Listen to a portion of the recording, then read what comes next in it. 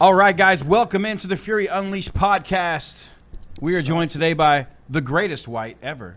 Is it the greatest white ever? The great white. Oh, okay, all right. We never ever do an intro like that. I know, but I wanted to do the great. Man. I wanted to do the greatest white. Getting us canceled. That's all I wanted right to do. away. And now I'm done with the show. That's all I wanted to do. Was the All right, thanks for joining us, Rich. has that ever been like confused? Some people are like, "Is that racist?" It's a shark. Sometimes, unfortunately, but I mean, no, not really. I think everyone kind of knows. It's a fucking shark. Yeah, it's a shark. Absolutely right.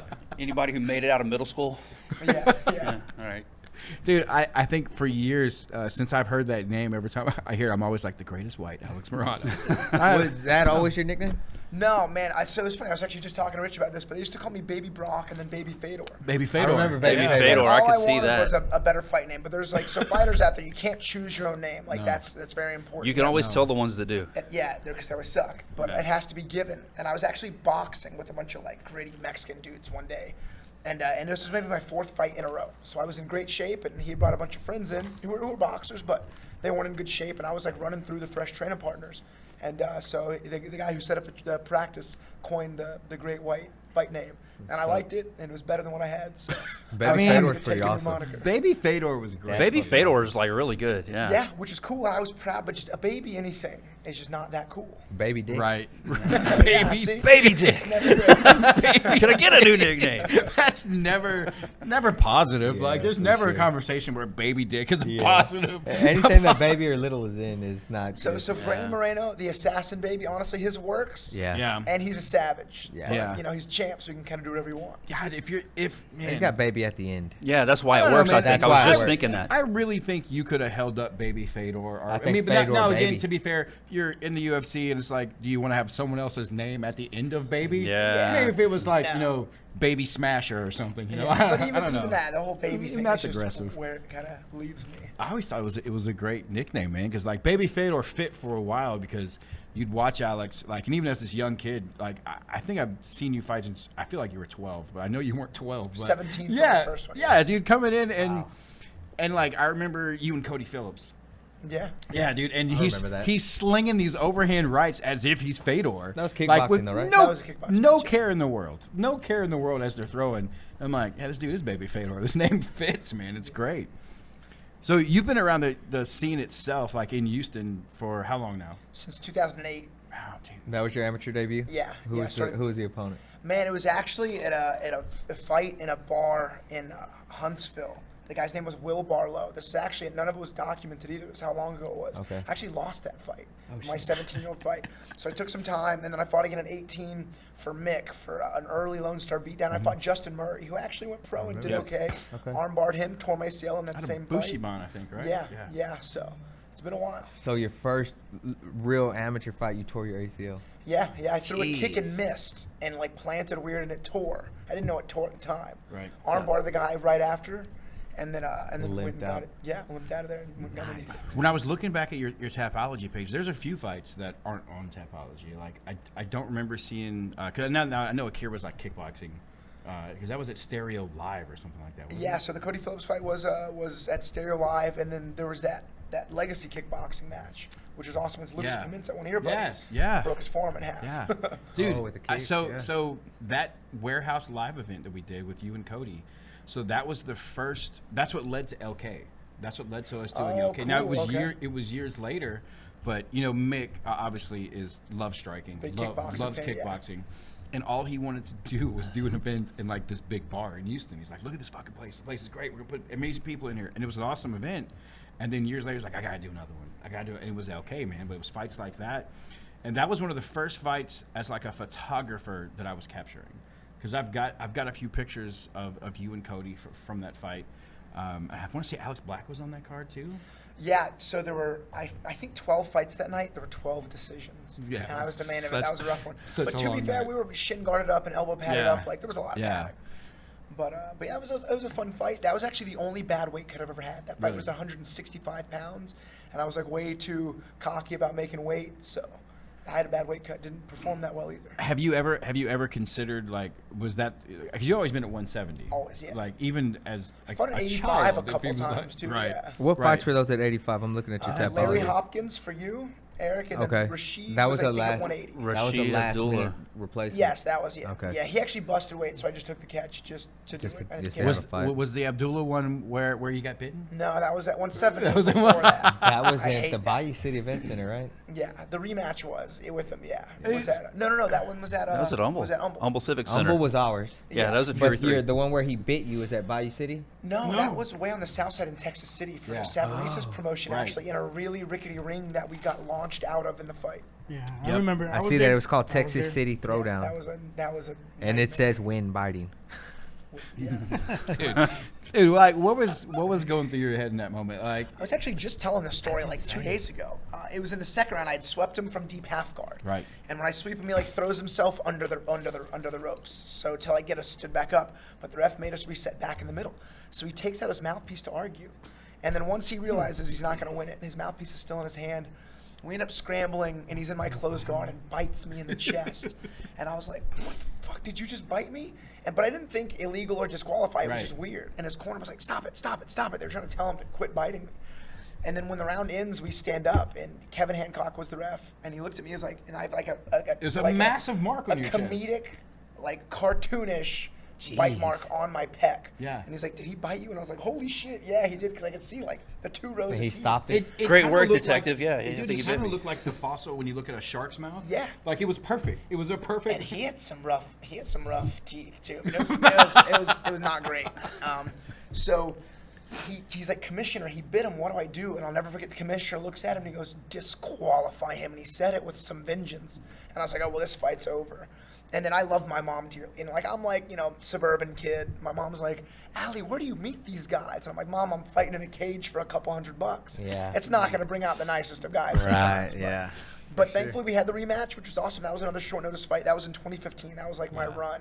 I mean, I fought like I don't know how many times that year, and ended up triangle choking him in the first, which was cool. Man, so you've been around for the rise and what I've always called like the golden age of Houston MMA. at that 2012 time. was Yeah. like the peak year. Yeah. I wish more was documented. It was before the iPhone was so dominant. You know what? A lot of it too. So at that time, I was working with Legacy as their media director, and we really didn't save the stuff. I would take all these pictures. Justin Trapp would take all these pictures. Mike Columbus was taking all these pictures, and you'd post what you took from the event. But then there was another event coming up, so you just deleted everything. Might wipe the card. And you didn't think anything of it. Yeah, I regret not documenting a lot of that. And there's even fights I've never seen before of my own. Really? That were like, they weren't on the main card, so they're on the prelims, but they were still recorded by, at the time, HDNet. And I've just never Yeah. seen them, which breaks my heart. Yeah, there was a. Do you remember there was a company called like Blood Fight or Pure Sport, Pure Blood, something like that? And there was these guys who would come and they would sit cage side, and they would just record everything with like a handheld camera. And it was right before our first HD net deal, so it was one of the Lone Star beatdowns. I think it was when Chico fought like Roll or somebody like that. Oh, man. Yeah, so it that was- was an event. I remember that one. Dude, yeah. very So well. so these guys would sit cage side, and then one day they just decided they were done. They didn't want to do it anymore. They just fucking deleted everything. Like they deleted all their stuff. You're like, okay. So wow. there's really like that from 2009, 2013. There's very few like really good like collections of what happened. You can go to some of the like back in the day website pages and look at the cage door and see some stuff. Yeah. That's really about There's it. some Is the stuff on- cage door on still Venmo. up? No, man. Barry decided he didn't want to pay that for that anymore, and I don't blame him. Like Because he I was remember paying for a for it while it years. was up and you could look at old shit. I loved talking That shit was trash. awesome. Not even talk. I loved That's what it defending was. How much? shit on the cage How much door. could it be? Dude. 50 That was bucks fun. a That's year. what I'm saying. The yeah. cage, yeah. But The cage door died. it's a sore spot for all of us. Like, Oh, yeah. I mean, you know Makes what? you want to push a man's stool up. Yeah. The cage door was awesome. It was fun. It's pretty nuts, Eric. The forums were great. People would go in there. Like you said, they would talk so much shit. Yeah. Dude, and it was fun because they knew you knew who was talking shit to Oh, who. yeah. Fighters defending themselves. But you brought something up earlier when we were talking off air. That kind of goes back to people willingly wanting to like talk shit to fighters. For no reason, yeah. Dude, yeah. And so you say you're walking out and people are like flipping you off. And Yeah. Tell like what is that experience like, man? So I mean, especially right before a fight, you couldn't face. You're about to go, fight in a cage, but afterwards, and it's not worth, it's just not worth, tying up with these dudes. But it just blows. It doesn't my pay mind. well. No, of course not. It just blows my mind that people would want to do that to fighters. I mean, I no think they're explanation looking behind for it. a reaction and a payday. Yeah. They're trying to make it on TV, Or you know, that. looking badass or whatever. Or like you were saying, you know, they're trying to get a reaction, trying to get a payday. So This drink refill brought to you by Howlerhead Whiskey. Howlerhead Whiskey. That's an ice cream. Get that monkey Is that a- spirit in you. spirit in ya. ASMR. In ya. ASMR. Yeah, you guys don't like ASMR? What is that? I think that's when you spit Hey, on it. this and- is Lulac over here. Fucking. Yeah, we got the Great White with us today, so This is you know, Lulac on this side. guess Oh, we're getting man. canceled. Lulac in the building. We're not going to get canceled just yet, man. Oh, that was a heavy ass pour, Rich. Save some for the rest of us, man. Listen, hey, Yeah, hey, man. shout That's out. what I tell my son when we go around women. I'm like, save some for the rest of us. Well, I mean, it'll be easier now since you lopped all your hair off. You'll be able to. You'll be able What are you to. trying to say about guys with bones? I'm trying to say we're beautiful, but like, why don't you just It's gonna be harder now for him. Like- Now I'm gonna get him. like a testicle with glasses? Now I'm I gonna don't know what I'm looking at. Over here. Look, man, that's a beautiful look, man. That's a beautiful look. Hey, so you're fresh off you go. your latest victory. Congratulations, man! you. Another amazing performance. And I know you've talked about this fight a bunch, but I'm going to ask you anyway. You fought one of the guys I've loved watching, Cowboy. Yeah, it was my claim to fame. Yeah, man. Like, tell us what that experience was like, and did it feel any different for you knowing that you were literally fighting a legend? So yeah, there was one A distinct legend memory. Beloved by millions. We want you to feel Myself terrible. included. that Alex Morono kind of ushered into retirement. So I had to get my head in the game. I'm already in the cage. I'm blue corner. I walk out first, and I'm like sitting there, kind of bouncing around, and the Kid Rock song comes on, and I'm like sitting there watching Cowboy walk out. I'm like, this is the coolest thing ever. And then once he steps in the cage, he like mean mugs me, and I was like, oh, I'm about to fight this man. Yeah. But like I was very much so game and ready to rock and roll. In that fight, I came out with a nuclear right hand. Like I tried to set the record for the quickest knockout. Granted, I missed the punch, but like I was ready to rock and roll in that fight. But they had booked that fight maybe 3 months prior to the fight date. And I remember texting my friend. I was like, hey, look at Cowboys fighting Diego. What a perfect matchup. And then I even called Safe, and I was like, hey, Safe. And it was that fight and 3 other fights. I was like really comb through all the Tapology pages. And I tell Coach any fight I would take short notice. It's mostly every welterweight fight. But I told him especially if Cowboy or Diego pulled out, like let them know I would take it. And then it didn't happen. And then the fight's a week away. Yeah. And sure enough, my buddy who I text hits me up. He's like, hey, they cut Diego. And before I even responded to him, I called Coach Safe. And I was like, Coach, if they need a replacement, tell them I'll take this fight. I can make weight. And sure enough, a few days went by. I didn't hear anything. I was coaching at a grappling games. And I got word that I would be getting the fight. So I trained for 1 day. Like I Wow. had a 1 day fight camp Wow. on Monday. Fly to Vegas, do my thing. And, 1 day fight camp to fight a legend, a guy you've looked up to. oh, yeah. TKO him in the first round. Beloved You know, by millions. as much as you said, because you've talked earlier, like you want a short notice fight, you'll fight anybody, you don't care. Oh, yeah. What was it like once you said yes? When you sat back and like, you don't fight Cowboy Cerrone? You know what? There was not enough time to That's process awesome. it. It was cool. Better like and that, I had been training hard, so I was actually like looking to fight in that month or the month after. So I was already in pre-fight camp, and I had a bunch of teammates who were fighting, so I was already like in good shape. There was not like I came off the couch to fight. I was in good shape. Weight was low. I was laughing watching that fight because I watched you come out and throw the big right hand. I'm like, oh, Alex trying to kill him. Okay. Yeah. And which is what you do anyway. But for me, it was like watching a video game because I'm watching like this guy I've watched since he was a kid versus another guy I've watched my entire life. I'm like, I'm watching this video game right now. This is Yeah. amazing. Kind of It like was a dream cool. match, personally. And the fights that night weren't bad, but they were kind of like, being drawn out. And I had some teammates fight, and they lost. It was great fights, but they lost. And I remember, like, before the fight happened, I was like, I'm going to stand and trade until one of us drops. I was, like, not planning on doing anything other than just, like, trading hard hands until the fight was over. So it worked out really well. You know, you have the reputation in the UFC, and I'm sure you hear it from the broadcasters every time, and you've probably heard it your whole life, is that you don't look like this physical specimen walking in there, but like the cage clinks, and all of a sudden you're in the you have a murderer in front of you. You know, that's a pretty awesome reputation to have. Yeah, and you know what? Before I got to the UFC, and even now, I never had a problem getting fights. Like, I mean, Eric, you deal with this more than everybody. Yeah. A lot of people will say no to certain styles or certain records or certain fighters. I never had anyone say no against me because they thought, it wasn't the hardest matchup. Right. But sure enough, And like I've sparred with Alex, and when he lands a punch, man, it's like ding. It's like no matter where it comes from, it's like especially a good jab. I was proud of my jab. yeah, in that last man, fight. holy shit. So looking at where you started in the UFC. Now you're on your longest win streak. Yeah. That was 2016 was your first UFC fight. That's Yeah. crazy. January 2nd. Crazy to already think. So we're It's 6 years in. 6 years I know. in, man. 16 fights in. When you took your first amateur fight, or even before you took your first amateur fight, was the UFC always the goal? Dude, no joke. I didn't plan on going to the UFC until after I won my legacy title. Yeah. Okay. Before then, even That after was I knocked out Derek Baby Craig's? Monster, yeah, I was Derek like, I don't think I'll make it. Like, not I wouldn't make it. I didn't think it was a possibility. I'll tell you, it was when Daniel Pineda got signed. Yeah. And then Andrew Craig, and then Bubba Bush, and then Brian Melanson. That's when all the gyms stopped feuding. And we all had this ultimate goal. So, like that we're was all the gonna real make it. turning point. I tell Pineda this all the time.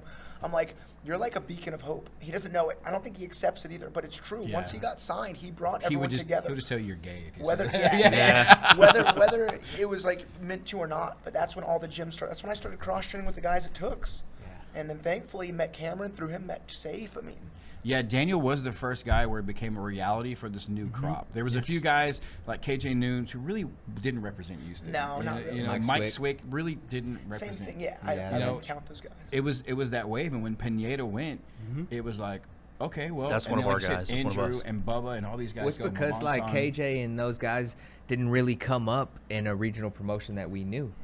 Right. These guys Yeah. were bred here through Yeah. Legacy, and now some of them through Fury and stuff like that. So Yeah. it's like, man, these are our guys. And I still think, the Baby Monster fight was the one that, See, there's that baby nickname again.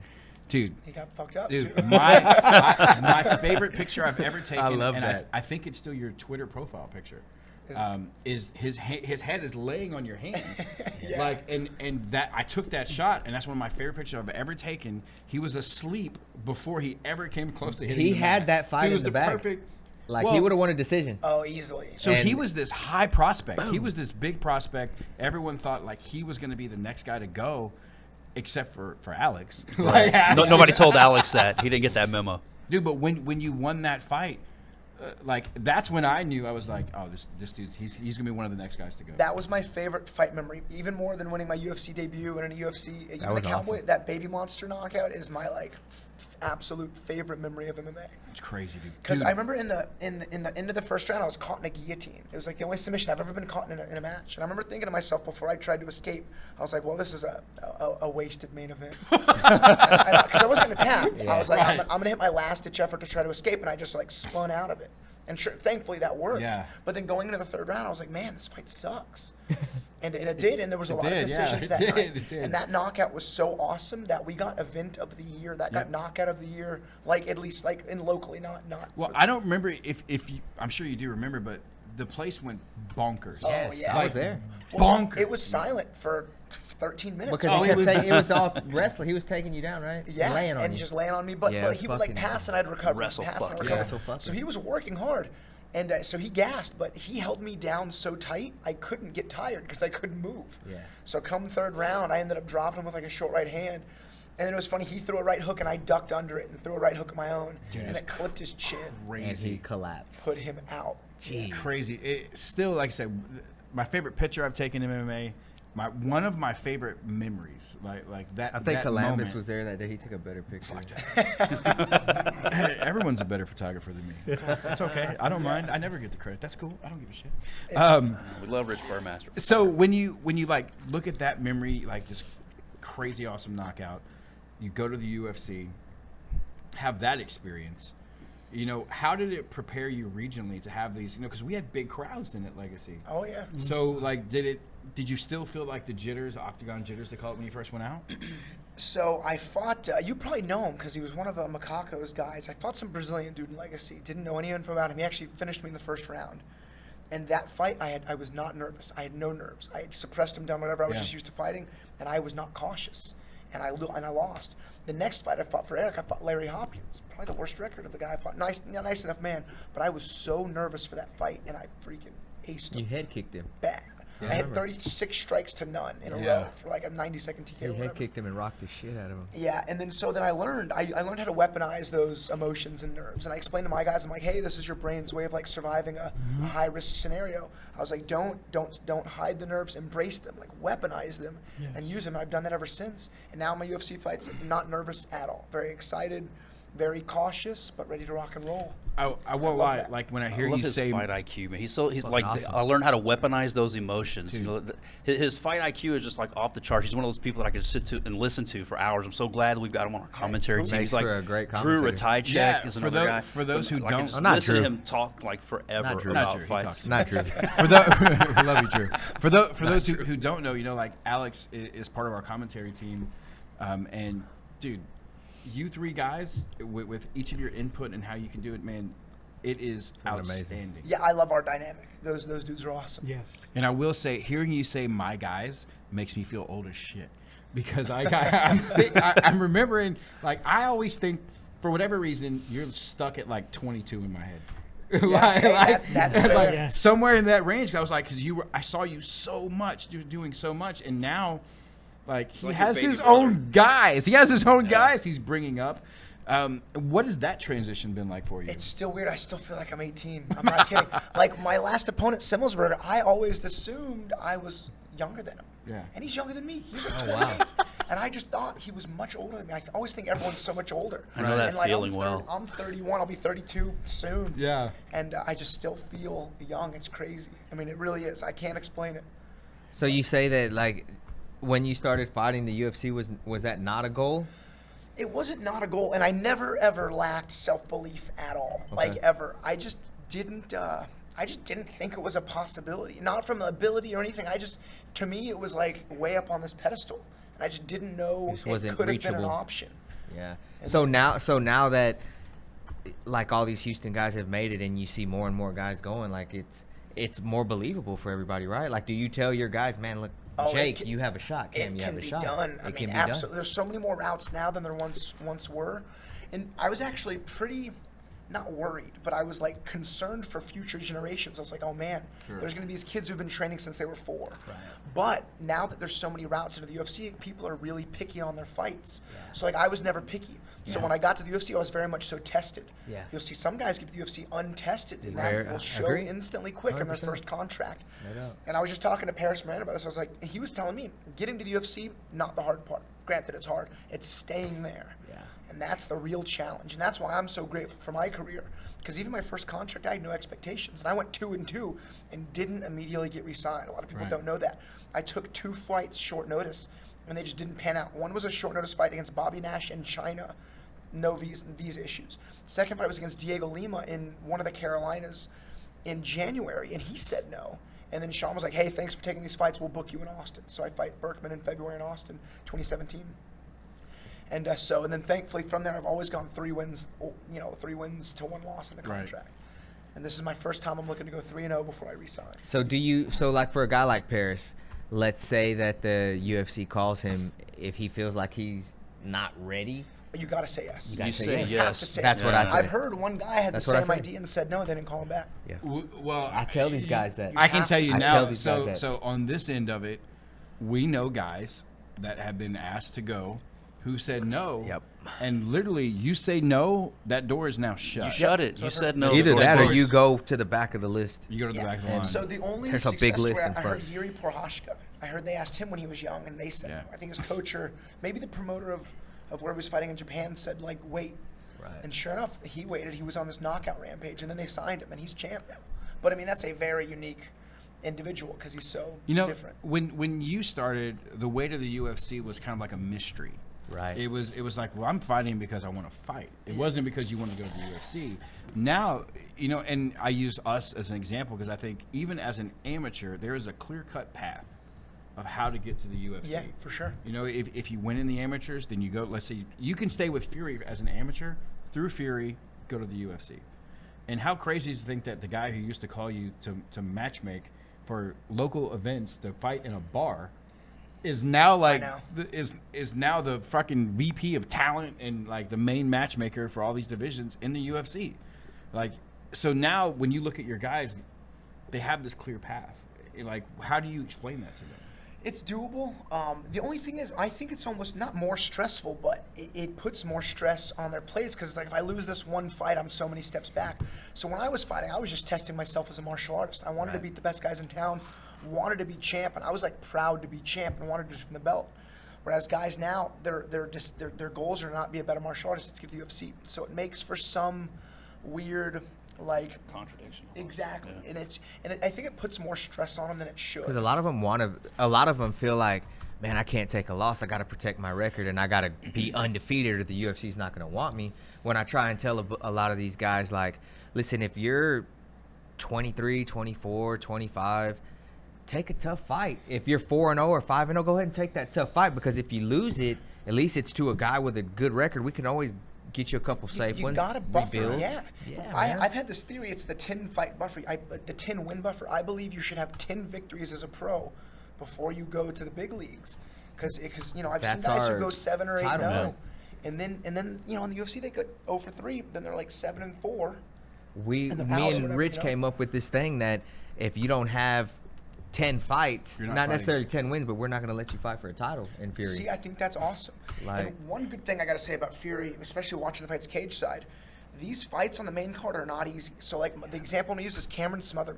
Yeah. You know, if he Dude. continues to have success, he's going to be so seasoned and gritty by the time Man. the big show comes around. He'll be able to deal with adversity in the cage. You know, so it's cool. So these guys who are, working the way through ranks, there were some featherweights that were fighting. Jonathan Island was one of them. There was like a group of like 4 of them on one fight card. I was like, man, these are tough fights. I was like, but the ones who can come out on top, Yeah. they're going to be seasoned pros. Look at Alexander Volkanovski. Yeah. So look at the guys he's beaten. His one loss, it was at welterweight, and the guy was like 12-4, Yeah. and Volk was only like 4 or 5-0, and every single person he fought had a winning record, and you can see why he's such a dominant champ, because he's never had an easy fight. You know, one of the things that we aim for, as far as like, we look at it as our job is like, we are building talent for the UFC. Like that is our job. Our job is to get you ready to go to the UFC. But what we don't want you to go to the UFC, have those 3 fights, and be gone. Yeah. We want long term.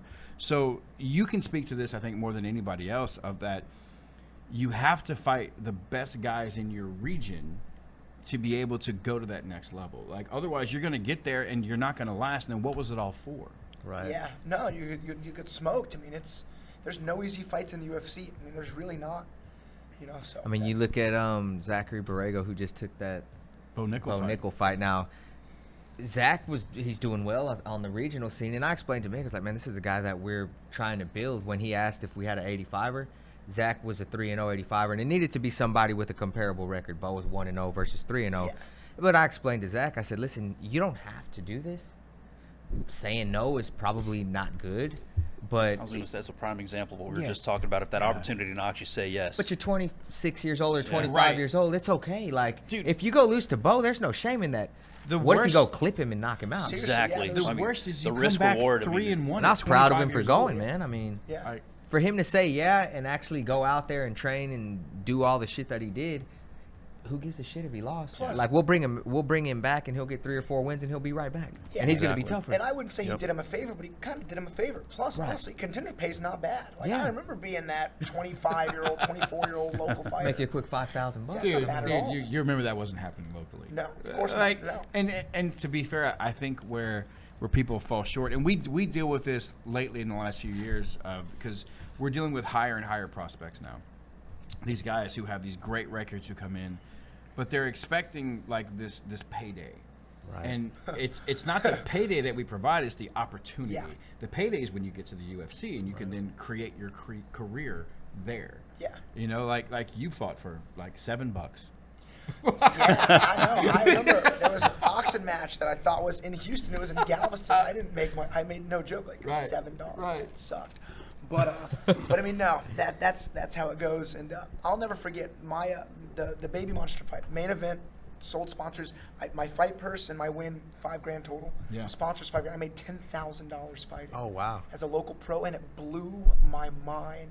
And I was so proud and happy of that. Makes you hungry for more. And it makes me appreciative of the UFC. Like, I'm not going to disclose exact numbers, but I got paid a lot more. $1 billion. No, but I mean, like, compared to main event televised local pay, my UFC pay is blowing that out of the water So tenfold. Alex would is you buying tell- barbecue for lunch after the podcast. I'll happily. Hey, would you tell this like new group of fighters then? I feel like on the regional level with Fury, we're not regional now. We're worldwide. Literally, we're in 100 countries every show. they are investing in themselves and their career. So it's worth it to take whatever that payday is to get to where you are now, but you have to do that to get there. Yeah, and I mean, and you know, test the waters. You're gonna see it's not. There's no crazy like shortcuts or big payday until you've like really made a name for yourself. Right. And I've said this all the time, especially for like regional and local fighters. If you're fighting for the money, you're fighting for the wrong reasons. 100%, man. 100. Even in the UFC now, like I don't bank on my UFC funds for anything in life. I have a job for that. I have a business for that. Right. And it takes a lot of the stress away. Like if you're like banking on paying bills with a win bonus. What if you don't win? Right. That puts unnecessary stress, which I think strays you further away from the goal. What is your goal in the UFC? Obviously, you want to be a champion. You would like to be a champion, but if that doesn't pan out, how much longer? So I've always set immediate goals, and granted, you know, maybe I fight a ranked guy and beat him, then I fight another ranked guy and beat him. If give me 3 or 4 ranked wins, then I'll have the champion goal. But for right now, it's 30 fights. It's longevity. Okay. And I've been able to do that, and thankfully durability, like body durability, plays a big factor. Where are you at? How many? This is number 16. 16 in the So UFC. yeah, win number 11.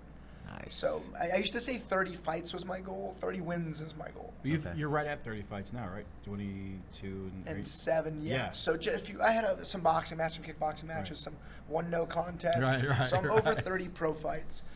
And feel great, 31. Feel like I'm really hitting a good stride. Doing a lot of strength and conditioning now. Plus, I got Coach Safe to guide me appropriately. He's the man.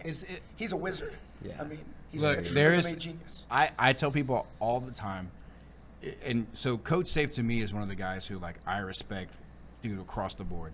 And one of the greatest things, like he says, if you fought and you're a fighter, he respects like your opinion. If you haven't fought, like he used to give Eric shit. You know, we were at Mix for like what I don't He what the changed hell. his whole attitude Changed his that whole way. attitude. He's like, first one he goes, let me fight you. Have you fight? And Eric tells him what he thinks. He's like, oh shit, my bad. Oh, you know, what? he's like, but his way of coaching, I love it. I love it 1,000%. I love his passion for his fighters. And if you listen, like, dude, he's telling you the right shit to do. Like, he's telling you the right thing to do. Believe me, I figured that out. And now, granted, I'm not going to give too much info. I don't want to get. Hey, don't put anything out you don't want broadcast because Diego won't edit shit. No, I genuinely. Diego won't cut anything. If you go to the bathroom, Diego's putting that out. Yeah. Yeah, We'll follow my you with the percent camera. chance to win drastically increases with him in my corner. I mean, I remember when I first saw him, like he was at Mix, and didn't he have like a gun right on his Probably. So one thing, you know, that I think scares people away. Got his from- pistol right he's here. so loud. tucked in shirt. Like Safe is going to drop some F-bombs and he's going to be loud. I wonder if he's still but if packing you at the listen UFC it's events. not how he's saying, it's what he's saying that you need to listen to. dude, yeah, no, he's the man. Dude, he's one of the most honest, like lovable guys. I love that dude. I won't tell him that in person. So he told Jake to be meaner, just in training. And dude, I've seen him. Dude, Jake is ready to fight Don Tum tomorrow. The whole fight card tomorrow is amazing. I've said this about a bunch of Houston cards with Fury recently, but this is. I was telling everyone at my gym, just people go watch on Fight Pass or watch live. I was like, this is like Jake aside. This is the best martial artist Houston has right now. Dude, so this card, like we'll segment into Fury FC 67. Hey guys, before we get any further, make sure you check out our sponsors, man. Howlerhead Whiskey, get that monkey spirit in you, Need a need refill. to Speaking refill. of, deep in you. Sheath Like you underwear. pushing someone's stool up. Hey, you guys, I don't know if they're going to agree with that for the sponsorship. So, sheath underwear. Jeez, man. Hey, I should have never told me that. Yeah, joke when this never damn should have thing said that started. one. Bump box. Dirty Make sure you. jokes. Jesus. Bump box. Make sure you check out Aces Exhaust, Kimura Tattoo Company, who'll be dropping an awesome new Performance of the Night award this weekend. Make sure you check those guys out. Ron and Barley, an amazing tattoo artist. Private label. Private label bags. Who am I missing? Who am I missing? We got private label, Kimura Tattoo, Sheath, Bump Box, Howlerhead Whiskey. How's everybody today? I don't know. Space Gracie City Baja Bill. Gracie Collective, Baja How can I baby. forget? No How shoes can for we you forget guys this Space City month. Collective. Listen, hey, Hey, Christian they're Rich at the forgot end. Space City. Hey, they're at the Still end. waiting on mine. I'm wearing mine. Yeah, I wear mine every day. Bam, bam. What are you rocking today? You see that? Are those K-Swiss? Shut the hell up, Rich. I'm wearing my freaking Skechers dad shoes. All right, guys. Fury FC 67 goes down tomorrow, and man, we say this every time. Like, this is the best card we ever put together. It's a banger. Dude, this is the best card. It This is. is a great card. This card is This one's amazing. pretty good, but I think I've done better. I don't know what you've done. In terms of local guys, the amount, honestly, man, this one's gonna be tough to top. I've actually been talking to the commentary guys how excited we are for. We have. I'm not gonna say too much about it, but we have a document already for the last card of the year, 12-18. It's a good one. Dude, it's gonna be amazing. It's gonna be amazing. Cool. Yeah. Good. And we're looking at. I mean, we have Houston Arena Theater booked for 12-18, Right. and like we have it set to where it's gonna be like a So packed house. the we're goal, looking to sell the place the out. goal is to end the year big. at massive at the Arena Theater with a sellout. Dude, like that place sold out is amazing. That place sold out. The feeling there, the locker rooms are terrible. And we'll get But back the to feeling- the. but the Oh, feeling yeah. there- Yeah, that's the thing. We'll get back to the flyweight, but one of those guys should. And this is the exception that we're gonna make to the 10-fight rule is with Paris and Van. I feel like the winner of that fight deserves to fight for a flyweight title. Man, That'd be cool. our flyweights and our featherweight divisions are so stacked. Yeah, they are. But yeah, so in our co-main event, you got Paris Moran taking on Josh Van, the top two Houston and Texas flyweights. And you've got the technical striking of Paris Moran taking on just the power, grit. And I'll tell you what, I didn't realize Van had such a ground game. It's a calf slicer in his last fight for a Yeah. victory. And it wasn't like he found it. He went for it. Like he set that up. Yeah, so that's going to be amazing flyweight fight. We got the featherweight championship on the line. Hussein Aliyev taking on Nate Richardson. Dude, this is going to be a battle. And we talked about Hussein earlier, how it's just like his confidence, and he goes into these fights and he's like, man, I'm going to win. Like, Yeah. No matter who's in front of me, I'm going to He win. expects to be the first guy from Azerbaijan to be signed to the UFC. And, man, he'll be if he wins, he's 13-4 or something like that. Yeah, he's got to And not only that, he'll have beaten how many? He beat Cam. Then who was his next fight after that? Andres Quintana. Andres Quintana. And then he comes through and he beats Nate. So two champions and a guy who was like 19 and something. Yeah, I mean, he'll be so 14 and you 4 had if he to, wins. you helped. I'm assuming game plan some with Cam for that fight. 110%. Like, what is it like watching video of Hussein trying to figure that out? We watched this fight with Ivy, where Ivy Renegade chokes him. Ivy, Yeah. by the way, Dimitri has been one of the best Yes. guys to Dude, watch. He's Yeah. one of our As of late. 45ers that's in there. Yeah. I thought granted, Cam loses a decision in that one. A fight, I believe we could have won. Like, I Sure. should say, should have won. We did way more damage. It was like control time versus damage, whatever. Right. But Hussein did his job and got the win. Like anything aside, fights again against Quintana, and on paper, because I don't know Quintana personally. Right. On paper, I was like, oh man, this is a tough fight. And Hussein smokes him. And like that's the last time. Like again, on paper, Nate should be the favorite. I will never ever count Hussein out ever again. Yeah. You know, if you ask him who the best fighter in the world is, he will say himself. Himself. And he believes it. Believes it more than I've ever seen in my life. he'll pass a lot of texture tests. man. Honestly, Like, it's you know- kind of cool. It's like it's encouraging, empowering to see somebody with so much self-belief. Dude, compete in the cage. our featherweight division, if you go look at the tapology in the nation, Well, just off the top of your head, name five. oh, dude, Jesse Butler, Boom. Diego Lopez, Yeah. Nate Richardson, Hussein Aliyev, Yeah. and then you've got Andres Quintana. You got both of these. Dude, Lewis, I haven't even got to Heffernan. Jake Heffernan, Luna. who that is a nightmare. I'm sorry, like we haven't got to the end of the part for Jake yet. Well, like I watched Jake Heffernan make guys like in the middle of the fight be like, I don't know, I shouldn't have done this. Yeah. Like I should take a This is a bowling. bad This idea. was this You was gotta terrible. face I mean, you got Body these two. strong. And dude, we're not even talking Mercado and Justice Torres. It's kind of like the next, like the the generation ne- below all the yes. best Dude, who are yeah. coming up and doing Dude, well. the division is insane. Like the matches that we can make is insane. Yeah, And Lorem, we've got Shaquem. guys who we haven't signed yet who are ready to fight 6-0, 7-0, 8-0 featherweights who are ready to When come you in and got fight. Shaquem and Estevez Dude. and Ivy. I mean, dude, that featherweight. And Dude, I mean, we still have Diego Lopez. He hasn't went to the UFC. Hey, still in and contract. I will say now, Dimitri Ivy's last performance may have been that's my crazy. favorite featherweight fight I've watched in Yes. years. Yeah, me too. Yeah. Yeah, it's Insane. like, That fight gave me anxiety. I just wanted him to dip into his neck. Yeah. It was Dude. crazy. And he was so calm in that. I was Very more aware of calm. those chokes than he was. How crazy Yeah. is it that for guys who competed and know everyone was really impressed by the armbar escape. He just did a hitchhiker escape and got out of the armbar. That wasn't Yeah, that yeah. big of a deal. It was great timing. He did it. chokes. Those rear naked chokes, He's just like spinning those 3 off. of them, wasn't he? Or something And like how that. It was ridiculous. calm. In one round. Dude, Yeah. It was the amount of and we all know from teaching guys how calm you have to be in that moment. Yeah. And that was the epitome of it. He was Like, right there in front of us for one of Yeah. them. I thought he was out. I thought he I was was out like for a looking at him second. like, I was tapping Eric like, this is it. Yeah. He's done, but he's so calm. And 2 on That's 1. one of those things too where you have to have the right referee in there. Oh, yeah. Because Yeah. all of a sudden he goes in there Yeah. and thinks it's tight and stops it. And now he just ruined the whole fight. Yeah, yeah.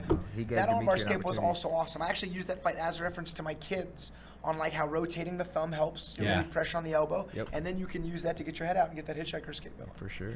Hey man, also on this card again, Peter Caballero taking on Eric Shelton. Man, Eric Shelton stepped up to 135. Yeah. Crazy fight. Like there's so many fights in this card. Mercado and Torres. Well, Peter's one of those guys too, man, that he's got a heavy record, and Yeah. you a know, good fight. if Peter shows up, like I think he does well. You know, Dude, former champ Nico Echeverry returning to take on Compton. Yeah, Nick dude, Compton. Compton's coming off a win versus Andrew Yates. Yep. Like and looking. Andrew Yates has a great record. Dude, he's man. like 12-3 or 12-4. Dude, then you've got one of the fights I'm looking forward to. Like, all these fights I'm looking forward to. man, Yeah, I'm but- thinking the same dude, thing. I'm like, which dude, one aren't you looking forward to? Whitney and Guzman. Yeah, Darren You've D-Day got Whitney. 5-0 coming in, and you got Guzman who's on a 4-fight or He's 5-fight win 5-2. streak. Five Yeah, fight win streak, five yeah. fight. He went 0-2, and now he went Yeah. 5-0 straight with us. Crazy, man. And you've got Lewis Luna and Jake Heffernan. That's scrap. The Love Jake grinder. Heffernan. But Lewis Luna's last fight, I didn't think he was going to be Junior Morono. Obviously, Yeah. and what he showed, his grappling ability, I didn't know Lewis Luna was that great of a grappler. Yeah, I neither was, did we. I was Luna's one of those vets, man. well, I was like, for thank you for giving This us is- 3 Yes. rounds to watch that. This is a good fight for Jake to see how he does with more experienced vets. that dude's been around for so long, and he's fought the cream of the crop. He's fought everybody, and I feel like he's gotten better. Like he's just getting better as he's getting older. He's 37 years old, Yeah. but he still has goals, and he's like, man, if I can win this fight, I want to be in the UFC. And honestly, like we added this fight to the card. We wanted to put Jake on the card, Yep. but we added Luna to the card because he specifically asked for one of the title fight, like for a title fight versus one of those guys. So he's like, man, please, if one of them gets hurt, Oh man. call me Okay. up. So because he was coming off of 2 wins, we're like, well, we should make sure we Yeah. put him on the card, and if something happens, we can always slide him into Dude, the. Carlos Jimenez and Gomez is going to be. That's gonna be. Yeah, that's an excellent That's scrap too. yeah. that's a fun fight to kick off. That's a the really night, fun right? fight. Like, so for you, before we get further, before I go for you, we got our undercard. There's some amazing fights on the undercard. Oh, Dude, yeah.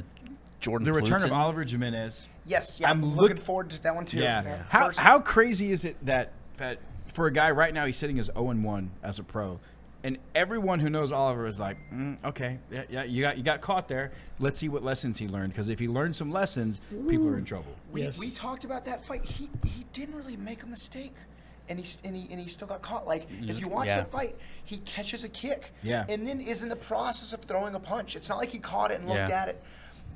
We use that fight as an example about MMA can be cruel sometimes. Dude, it was- because he barely. I mean, it's hard to say he made a mistake, and Ollie's probably the most decorated kickboxer to ever make his debut. with Probably, Fury. yeah. And he was such a big favorite. I remember when that happened, I was speechless, like mouth agape, speechless. How crazy is it that That was that, funny to that see. Camera on Lopez did commentary. more right in that Camera moment on just by commentary throwing tomorrow. that and catching him Cool. than is something that Oliver did wrong. Like Lopez threw the punch. He Got did there it. first. It was amazing. Yeah. And His length saved him in that So moment. yeah, Yeah. his opponent Christian, and dude, what was crazy in that fight? Christian believed he was going to win that fight. Yeah, he You did. saw him He throwing did. punches and kicks to win, and I was like, Yeah. oh man, this guy does not know the odds. Like he doesn't know. Yeah. He came out and fired a hell of a head kick Yeah. right off the bat, Yeah. and I was like, oh shit. You know, I put Oliver Jimenez, and I don't mean any disrespect to Christian who beat him. I mean, I hope Christian gets back soon after that injury he suffered in New Orleans. Oliver Jimenez to me is right there with like Cody Steele, and as far as like top young prospects, because you know what his like potential can be. Like he's so amazing, he's so consistent on his feet. If he can put it together, man, like I'd love to see this return for him, and I'm super excited to see that. We got Hector Syons, Jason De Leon, and Mike Murphy. Murphy's a beast. He actually helped me a lot for my last fight. He's a pretty similar size to my last opponent. a big lightweight, and right? they strike similarly. He's big, man. He was one of my main. I mean, I paid him. He was one of my main training partners. Murph has the death touch. If he can land a flush punch, he will put people. Now, to De sleep. De He seems Leon, like- De Leon is somebody that we brought in because I've seen him sleep some guys. Yes. Like, he's a boxer. And, like, if you talk to Johnny Bedford, he'll say, man, when he gets in there, he changes shit and starts wrestling for whatever reason. Like, he's got a different approach. But his debut with us was against Nazim. Yeah. Yeah, he's fought 2 out of 2 super tough dudes. Right. I mean, And then that's Silas Lucas was his second. yeah, fight. yeah. And those are no easy fights. But I think again that also speaks to like just the depth of our roster, because we have guys who come in like Frank Mino is a guy that I would say. Frank Mino came us at 3-0. 3-0. Yeah, he's got nothing but tough dudes. Dude, now he's like 0-4 with us. Yeah. But Frank Mino could still walk out and beat 90% of the people Yeah. in his division at any given day. Yeah. Like it's crazy, but like this is gonna be an amazing card tomorrow. Alex will be on the mic, letting everybody know what's going on. What's that transition been like for you, man? From going from the guy inside the cage coaching, and now you're talking about it on the outside. I mean, if there's anything I can talk about, it's MMA. It comes natural. I'll tell you, my favorite thing about being a commentator is the cage side seat. It's the second best seat in the house next to the ref. for sure. That's why I like it so much. But no, I mean, it's awesome. I get to break down the techniques and watch these fights super close. I mean, I have no complaints whatsoever. Do you see yourself like at post career wanting to do more of that? I'm not going to say With no. Fury mainly. For Fury, sure, because you know it's local and you know Right. it's Dallas or San Antonio. That's close. Right. But if it was elsewhere, I just don't want to travel, and not because I hate traveling. I want to be at the gym and teach. That's Sure. what I want to do. So that's why the Sunday Furies are so perfect. Yeah. I got nothing going on Sundays. Maybe some private lessons that I can book the next week. So you mentioned your gym, Gracie Baja Woodlands. Where can people learn more about your facility? I mean, it's on the front side of the Woodlands. We got a waiting list, which is awesome. Is Dude, it still that's Gracie so Baja awesome, Woodlands or it's dude. Woodlands MMA? The Gracie Baja, the Woodlands MMA. Dude, Okay. that is so. You have a waiting list. That is To sign up? Yeah. so awesome. There's a- Like, if you there's- want to find out more about us, get on the There's list. some room in the adults jiu-jitsu program, but the kids are booked. The kickboxing book, Coach Matt Wall, doing Yeah. a dynamite job. So if Wayne wanted to train there, he's no Nah, chance. he'd be cool. I got to get on the list. Sign a list, Wayne. Damn it! All If you want right, to try to do the 7 and 9-year-olds class, you're gonna have to. let's go. Let's go. Those kids, they're going Kids down. program you is may have to awesome. tell the kids to take it easy on There's the chair. a tournament on the 20th. We got like 60 kids signed up to Dude, compete. Jeez, man. That's nuts. I mean, Hey, it's bring cool. some of those kids to Sub Hunter. Hey, I have a list for you. I need to give it to you. Okay. Because it's coming up soon. I'm glad you said Come something. on, I got a list- September. Dude, hey, first I got of a all, list of good savage kids who are some Send us a submission list so we Man. can start matching Okay. some. That's congratulations on what you've done, like outside of the cage. Oh, yeah. Like it's amazing to see the things you put in place and like the life you've built for yourself, Thank dude. you, thank you. Like That's awesome. it's again. I don't think I'll ever see you past the age of 22. Like I'll always kind of look at you I'm as cool that, with that. as this young kid who like I'd see in the back like moving around and I'm like, this kid's gonna murder someone tonight. Okay, all right. And I'd go back out to watch the fight and you'd go out and do it. And so like I think I can never see you past that. But hearing you talk about like what you're achieving and all these people you're bringing up and these kids, dude, I'm so happy for you. Like that's amazing to see that's where life has taken you. And that's enough ball washing at this moment. yeah. So, Well, you got They're him, clean, you Rich. got, They're Yeah. clean. You got him and Ricky over there. Ricky, boy Ricky. Dude, yeah. And Ricky came up Tercios. too, man. Ricky is the greatest You know what I'm corner saying? anyone You know could what I'm ever saying? have. Yeah. Dude, I don't know when dude, hearing Ricky corner someone Yeah. gives me like goosebumps inside. It feels Energy, so good. yeah, give me- He is so passionate Oh, yeah. about Very what is animated. happening. And he'll go off to this. I can always find Ricky in a crowd. He'll Yeah, find somewhere easily. Even if he's not in the corner, he finds somewhere, and you will hear Oh, yeah. Ricky Oh, yeah. giving those You have to keep up with him instructions. too. He's got his next fight booked already. Okay. His Can, first one. can we was talk about it yet? Did you Yeah, go? no, it was announced. They Okay. announced Okay. the UFC News Alerts announced it. Am I the only one refilling here, you assholes? What is happening? His first fight was a hobby. It was a weird one because it was just a weird fight. It just wasn't a Ricky fight, and like he understood there were some there was corrections to be made, and he's got his next fight booked, and I just know we're gonna see that fire dragon. Where is it at and come in. when?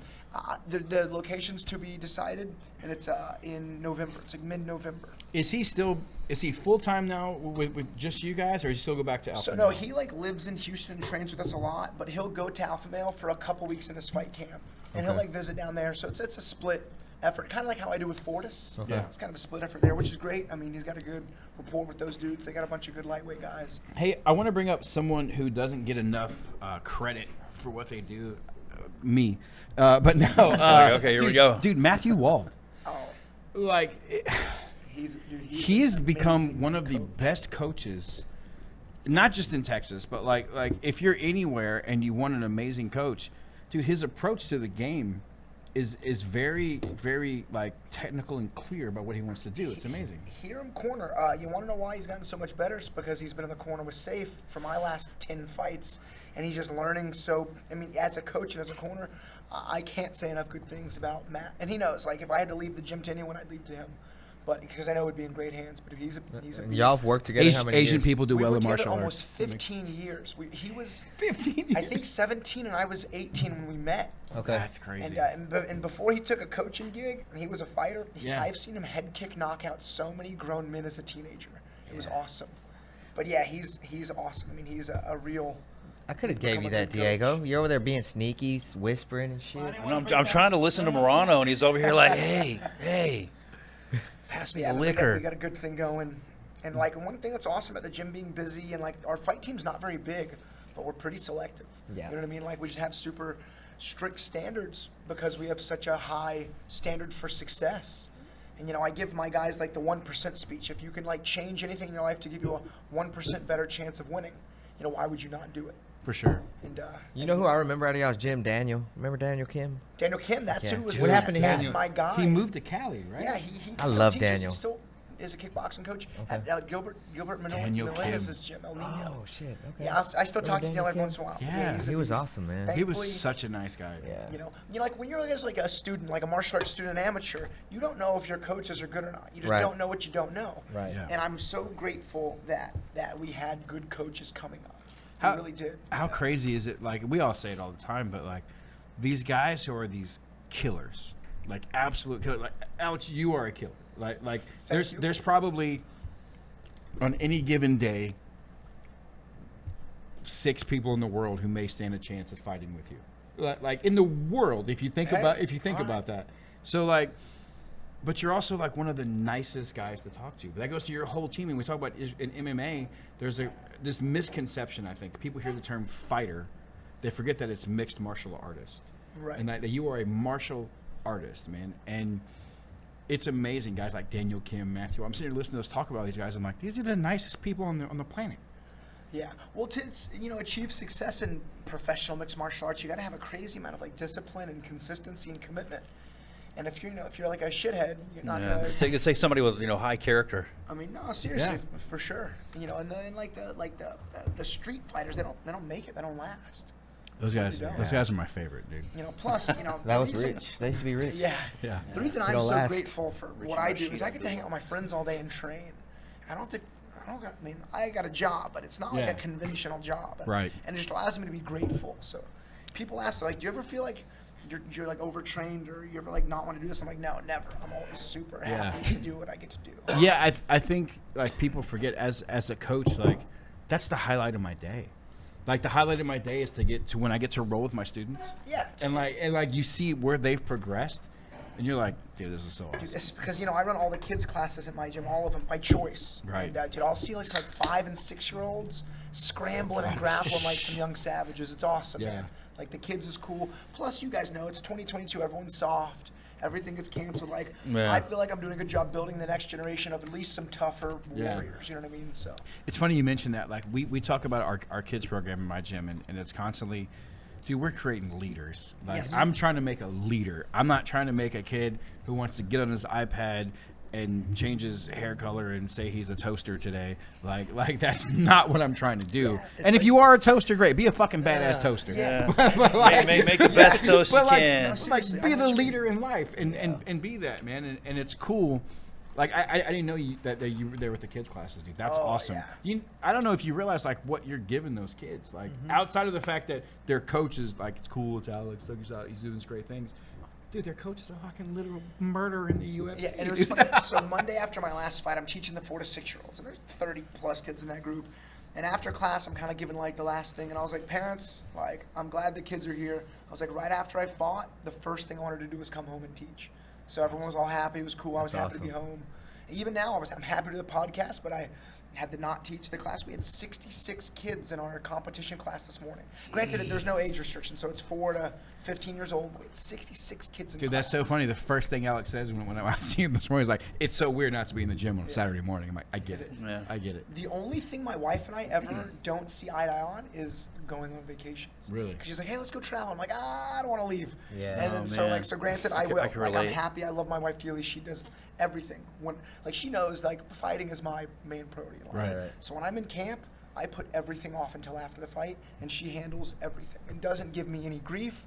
But she's like, hey, can we go on a trip? I'm like, you know what? Yeah, let's go do something. So. You mentioned that, and that's something I talk to young fighters about. And I'd like you to talk about it a little bit some, but you got to be selfish.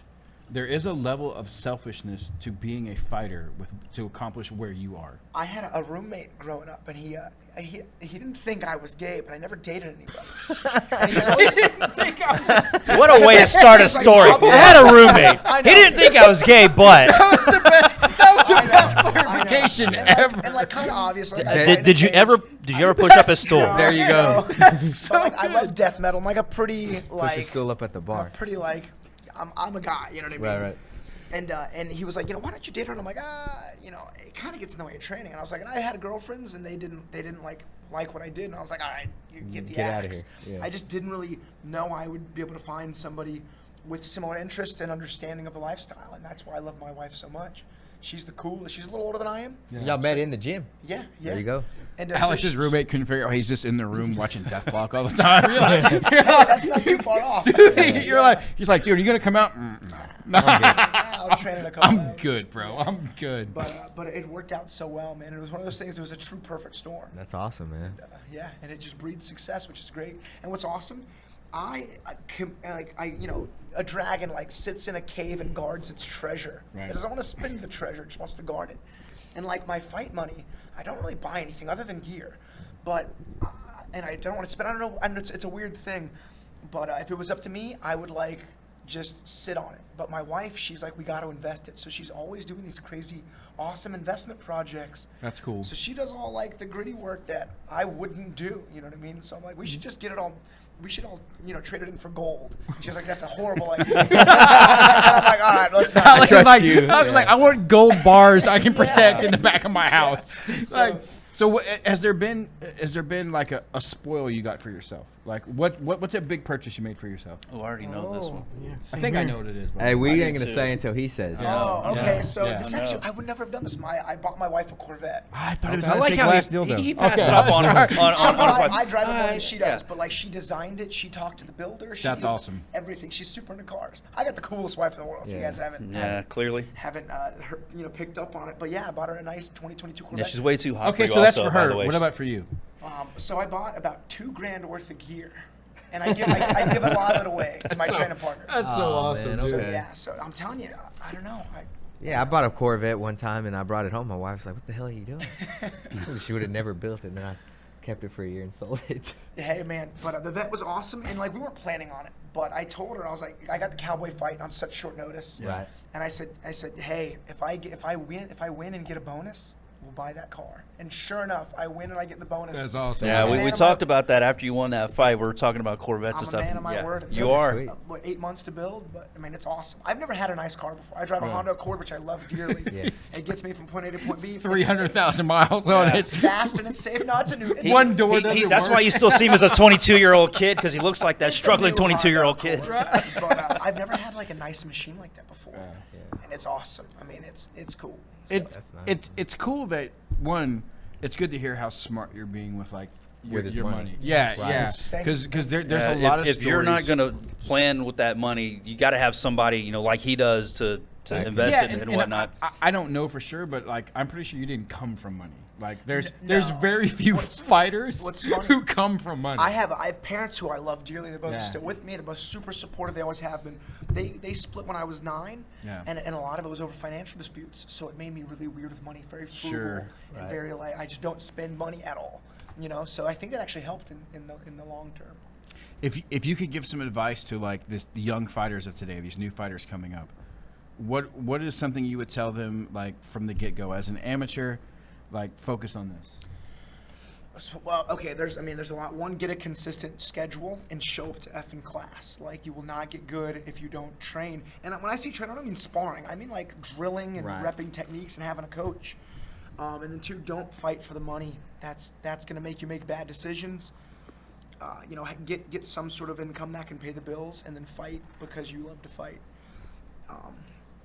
Do you have some sort of like schedule for your amateurs? Like you have to have this many fights before you decide to turn pro. Like you had 3, right? Yeah, for the 3 most amateur part. No, so I had. No, he had I don't know how many. I think maybe 4 or 5 MMA fights, and I won an amateur belt. Okay. but plus I had- kickfighting. I had like too, 6 right? kickboxing Okay. matches. Yeah. Then I had like 30 jiu-jitsu matches, not tournaments. I went maybe like 10, 20 tournaments, but I had a lot of experience. Okay. So that was good. But yeah, we make sure our guys are ready to go pro before the time is, like. they'll But get their there's no experience set. Oh, you have to have.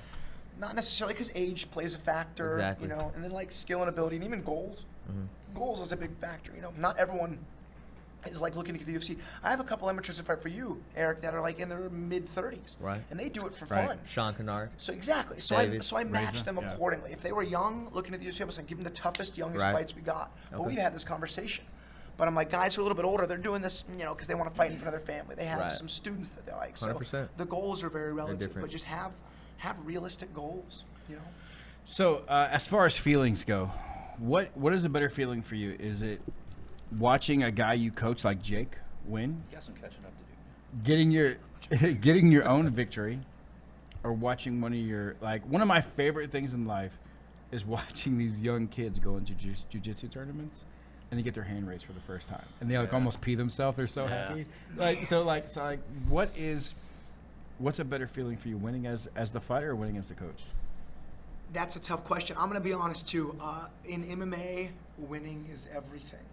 So, like me winning my fight, so you have to win. It's That's what I crazy. wanted to hear. If That's what I wanted to hear. If you fight and Yeah. you don't win, no one wants to talk to you. You get no interviews. You get no opportunities. You don't get more money. Like, MMA is awesome because winning is so valuable and losing is honestly so detrimental. Yeah. So winning is everything. And if guys don't have that mindset, they're fighting at a disadvantage. Yeah. But that's what I like about MMA. The value of winning is so up there, and just like the dread of losing is so dreadful. You know what I mean? Right. So Yeah. it Yeah, Rich and Eric sucks. were going to cancel if you didn't win your last fight. Hey, yeah, yeah. they were going to pull you from this. So yeah, That's how it goes. I'm not even kidding. And I understand and accept that. That's what makes it Yeah. That's what makes it so valuable. It's crazy that in the sport you live by your last performance. Yeah. Like outside of, there's anomalies. Like Cowboy Cerrone is an anomaly, in that dude could lose 13 in a row, and we're also like, that's Cowboy. That's Cowboy coming out because what he has done. Right.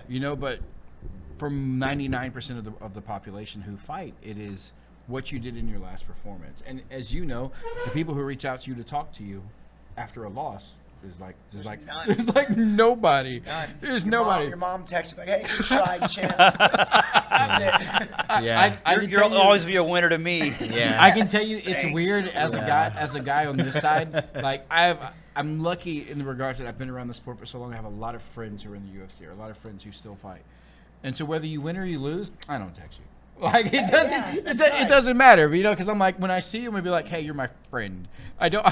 It doesn't matter. Yeah. But like, dude, you have to live with that all the time. Of that, there's these weird ebb and flows of relationships based off of like, are you winning? Or we're looking good. All of a sudden, oh, you lost. I'll talk to you. Next So I'm time. on a 4-fight win streak, which is nice. About 2 years worth You're of popular wins. as shit right now. And what's funny, we got a lot of new students and parents at the gym, and they've never seen me lose a fight, especially the kids, because in a kid's mind, their coach cannot lose. And That's and awesome. Sometimes I've lost before, and like they will cry and they'll ask me why I didn't win, and I'm like, kids, I don't know what to tell you. I cried too. I feel the same way. Yeah. I don't know. I didn't think about it. But I was- Why I didn't you was- win, coach? I quit. I don't want to lose. Yeah. I don't want to lose either. I quit. Man, but I was telling them, I was like, parents, thank you for the support. I was like, it's so much better coming home with a win. And I was like, a lot of you guys have not seen, course. us lose. And I was like, just know, and I'm not going to say it's inevitable because I will never say that because I Right. plan on winning every fight. But I was like, enjoy the wins, guys, because this is a good time. Like, this is a time to sing songs of victory, 'cause No doubt. It's not always like that. What songs do you sing at the gym? Oh, it's a lot of. I don't. There's a song called Victory Songs by a band called Insafir. It means sword bearer in some Right. language. Yeah. It's like a Viking folk metal band. But yeah, I'm weird. It's funny. You guys all have nice shoes. I don't have shoes on right now. We're talking. we gotta get that bullshit. space Bullshit. collected. He's got on like the Rock Under Armour slides. Hey, I do. Yeah. Those are probably like $200. We got to get that Space City Hey, you'll sponsor. appreciate like the weirdness at our gym is like we'll play. Oh, I can find like pirate Viking metal music, dude. yeah. I'm playing this. Ailstorm. Yes, Is yeah, the- yeah, the dude. pirate So metal band. we when I fought Cowboy, I walked out to Shipwrecked by Ailstorm. so I feel bad for our students because like first round of rolling maybe Ailstorm and second round like maybe Frank Sinatra. I don't know. like, whatever pops up, bitches deal with it. It's the rolling you're dealing with, not the music. Yeah. It's Yeah. easy to I don't tune want to stuff get out choked that to you start don't like. spreading the news, okay?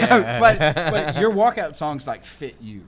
So actually, I had to style. change it my last fight because, like, if you guys, in my last fight, I didn't brawl at all. I threw straight punches. Yeah. Didn't get emotional. I walked out to Guns N' Roses, "Sweet Child of Mine." Everything was to be a little more calm. Because a coach was like, "Morono, you don't have to get wild. You look like shit." And he's like, "And you don't do any damage when you hit him with those big whopper punches." He's like, You don't do well, no, but like in terms of hitting him straight, That's like, safe. Yeah. I threw Yeah. straight I shots. love and that and I dude. busted dude's face up. You know what I Oh, mean? dude, And I thought they were gonna stop the fight. me too. How? Wait. I will say there was the moment, the flying knee. You know what? Dude. Yeah. So we'll talk about Dude, it. yeah. I was certain it didn't land. Well, and only because I remember him running at me. I remember us colliding. remember it hitting you, right? Yeah. But I remember going into half guard. I had no bruise, I had no headache, and I didn't lose any moments in time. And like for those who are listening, when you get dropped at the punch, like you're standing, Yeah. striking, and then the next thing you know, you're on the ground grappling. You Right. teleport. You lose a few seconds. You black out. I You never come back lost and any of forth. that. But then after watching the tape, because even in the media things after, I was like, oh no, the knee didn't land.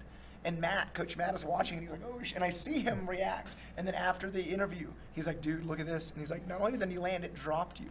But it was a flash knockdown. So like I got Yeah. hit and was right back to it before I even hit the ground.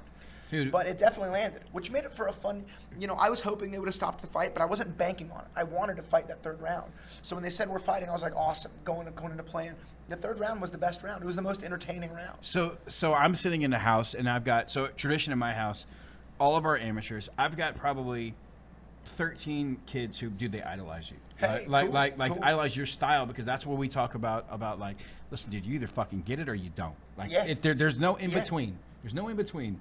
And we're watching it, dude. This guy comes out, does this flying knee, and I go straight into like friend mode. I'm like, Alex the Black, he's fucking fine. He's fine. I was like, He's go good. grab him. Yeah. Grab him. He's good. Yeah. It's fine. I'm looking at my wife, and my wife's like, I'm like, yeah. I hit the shit out of him, dude. One of the judges, I talked to him after. He's the guy who gave me the 30-27. He didn't think the knee landed because our backs were to him.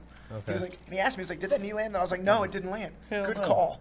But then it turns out we were both wrong. Yeah. Do you still even at that level worry about the judges? It depends. Sometimes, if I know I won a round, Yeah. then I won the round. And Yeah. going into the third round, I knew I was up 2 rounds. So even in the second, when he had like hit like a wizard to kind of take me down, and like I shot up an armbar and he was throwing hammer fists, but I blocked them all. And I don't know if you guys know, I elbowed him from the bottom, Yeah. cut his head open.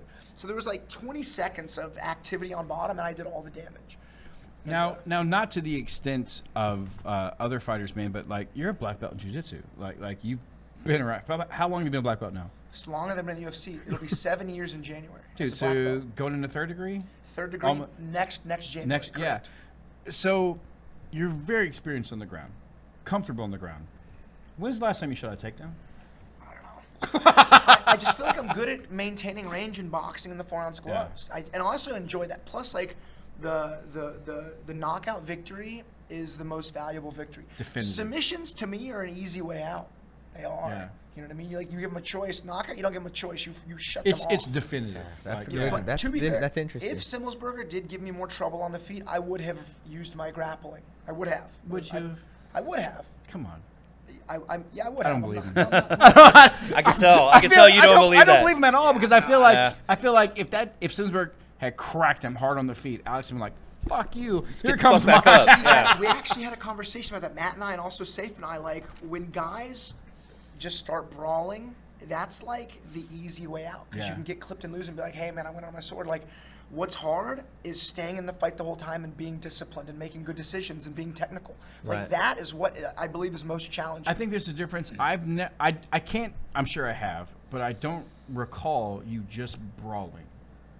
You always seem to be. You know what's happening. Very precise. You're throwing what Very you want to tactical. throw. Yeah. But you're not just brawling. Yeah, that's true. I think at brawling you are. It's more emotional. It's hope. Brawling Yeah. is fucking hope. Oh, Yeah, man, yeah, okay. You know what I'm saying? Like, Yeah, like no, you're right. Because I will get my head off that center line and dodge punches and come over the top. Yeah, like you watch it.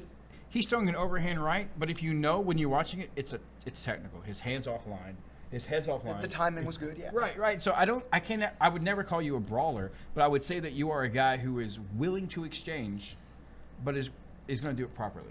Yeah, that's fair. So a good example of like we've lost control of the fighter is Justin Gaethje when he fought Charlie Olives, when he fought Oliveira. Oh shit. Because they like rock each other instantly, and you can see when either he gets rocked or he rocks. We're Charles recording a podcast, Diego. Thanks for turning your fucking phone Diego. off. I don't know if you knew The guy's we're running live, the sir. show has his phone So off. you can see Whitman. He puts his hands on his head, and he's not mad.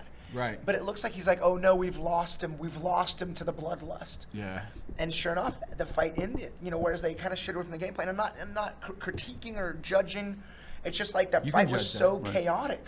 Yeah. They kind of lost him to like again the bloodlust, and that's almost like an easy way. Like if I'm having a fight and I'm like it's close or I'm losing, then I'm like, you know what, F it. I'll just bite my mouthpiece and throw. But what's harder than that is getting ahead and being more technical. I feel like there's a Diego's difference. going to the strip there's club. a difference in bloodlust and a lust for someone else's blood.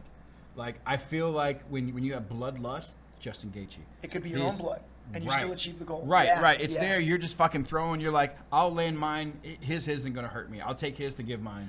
Versus a lust for someone else's blood. Dude, I'm gonna fuck you up the next time you throw this next punch. And not get hit. So one thing I was so proud of my last 4 fights, 4-fight streak. Against Cowboy, I got hit a couple times, but my last 3 fights against Sawada, Mickey Gall, and Matt, I didn't really get hit in my face, other than that knee. But that really wasn't my face. That was kind of in like my neck and chin. But like I had no black eyes, no hurt nose, and no scuffs on my face. I was proud of not taking any damage. Has there been a fight where someone's hit you where you're like, holy shit, what was that? No, I fought in Japan, and a guy, he missed a straight left, and the corner of his glove etched my eye, and it cut me open really bad. But from a missed punch, but no, not really. Not really. So one of the things that I tell our amateur guys about is like, we're searching to find our equal. I want you to find the guy who is going to stand there and take your best punch, and you're going to take his best punch, and then let's figure it out.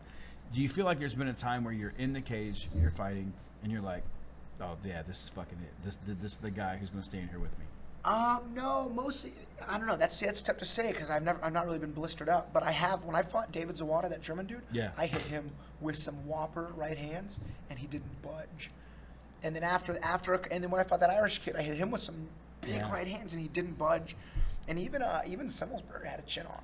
Dude, I was really surprised at. I did stun him with the jab in the first, Yes, but he yeah. stepped into that. But your jab is underrated. Like yeah. I think it's one of the things that, again, it goes back to people forget how you're extremely technical for a guy who may not look technical in the moment. Yeah. Like Especially when it comes to range awareness. Yes. Yeah, I think that's one of the things like you do extremely well. And again, that's a lot of ball washing of fucking Alex, man. We feel like Dude, I thought they were clean already. You did say you were done earlier, but here you are again, polishing those sons of bitches. Listen, I've had a lot of howlers. I don't nothing get to eat talk there. range skill set often. I love it, dude. So when I was an amateur, everyone was psyched out to strike in the 4 ounces. Everyone. There was a lot of grapplers and wrestlers, and I realized no one really was comfortable doing it. So I made everyone's fear my strength, kind of like how Batman did with his bats. I did that with kickboxing, the 4-ounce gloves. And I just got so comfortable with it, now it's kind of my style. Yeah. Everyone's like, why don't you grapple? I'm like, honestly, I don't know. I haven't really done it much in fights, but what I have done is boxed at range. And boxing from MMA is very different because a jab can put you out. Yeah. Whereas in Right. boxing, you got to throw combos. You can sit in the pocket. In MMA, you cannot. Right. Interesting.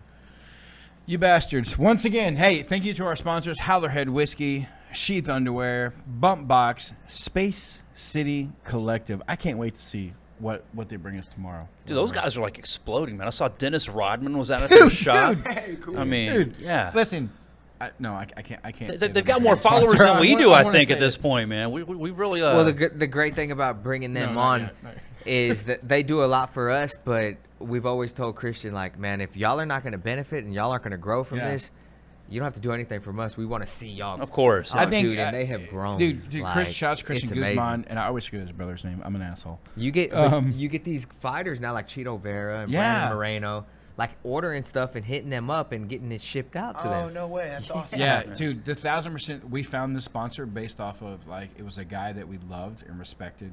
He had a business that fit into what Eric and I liked. I met him through Submission Hunter. Yeah, Yeah, he and was so it's like one of he awesome. won a One belt of for our us. first champs, yeah.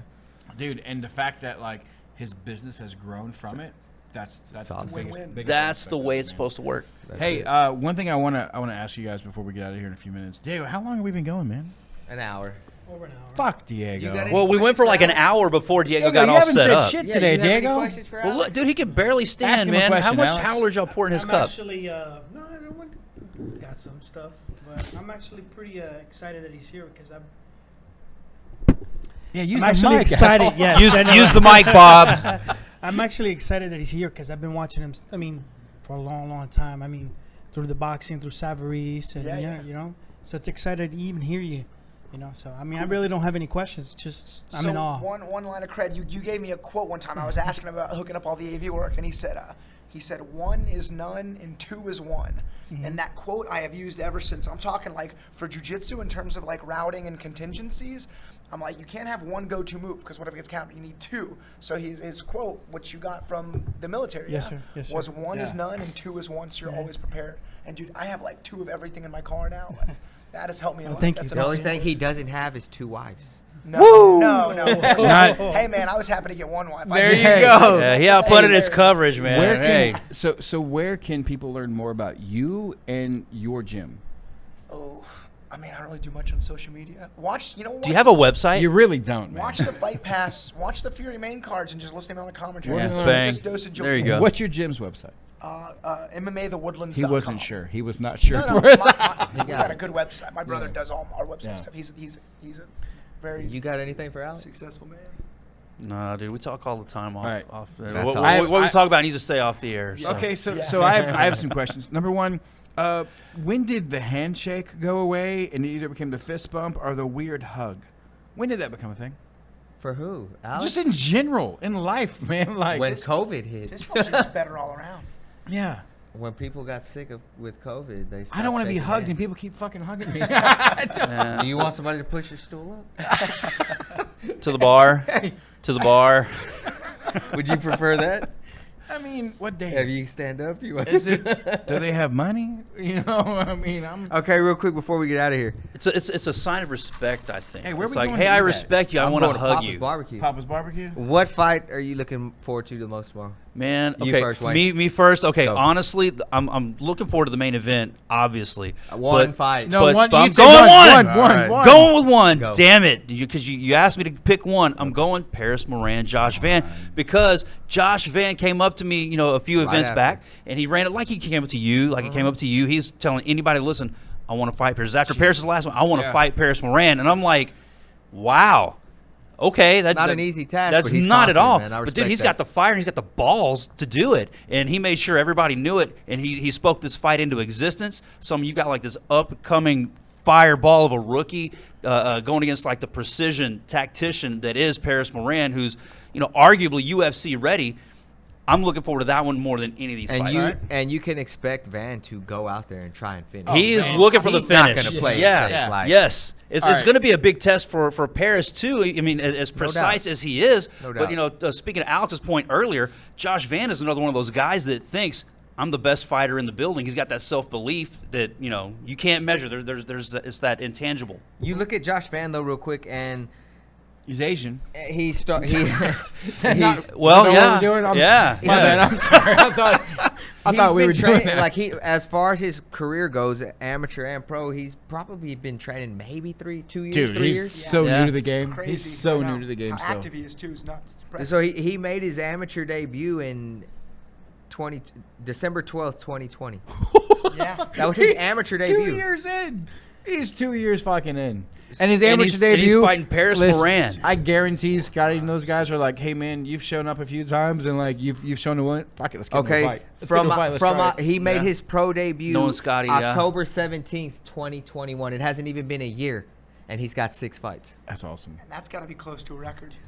I mean, He's that's got crazy. 6. So That's he's amazing. going into a fight.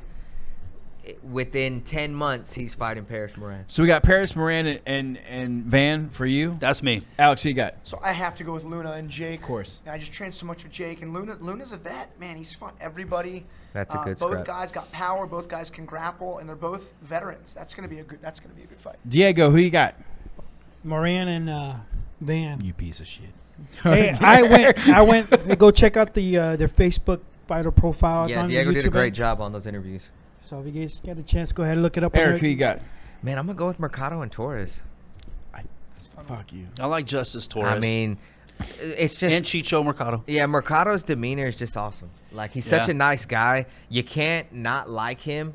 He's always laughing. I mean, look at this picture. And he knows like- how to win. Yeah. And he He can figures win. out how to He's win. a happy dude, but he's You- a fucking killer. When we brought him in, he was undefeated. He fought Yadier, Yeah. Yeah. and nobody gave him a chance in hell because Yadier was this next prospect coming up, and this kid went 3 rounds with him and couldn't be finished. Yeah. You know, and then he came around and he's won what 3 cents. Yep.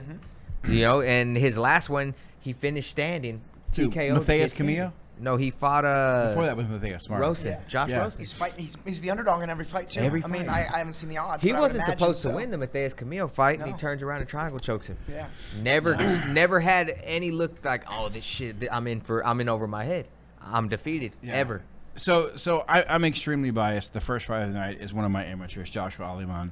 I'm looking forward to seeing if this kid will live up to the hype of who he is. That's not who you're. He's a looking multiple-time forward to. All-American. Like I'm waiting to see what this guy He's does. a homer. He's but, picking his own But guy. because I'm saying that again, that's my guy.